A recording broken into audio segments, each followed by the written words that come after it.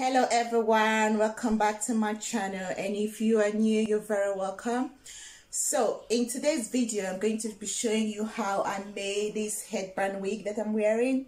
Believe me, it's very easy to make, and if you want to know how I made it, please watch my video to the end, and please don't forget to like, subscribe, comment, share, hit the notification button so that you know every time I upload new videos, and also follow me on Instagram. The address is up.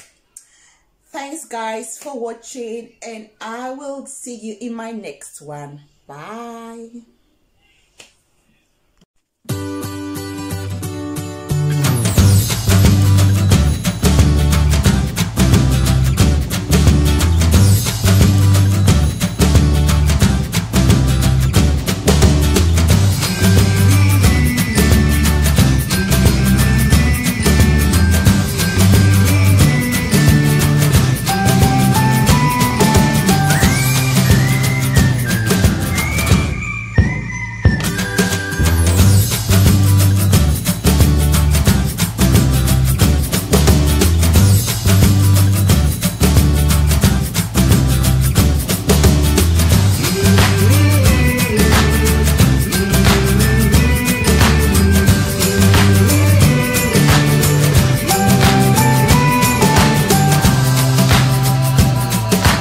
I achieved this project by using a wig cap, stretchy elastic headband, and 3 bundles of human hair.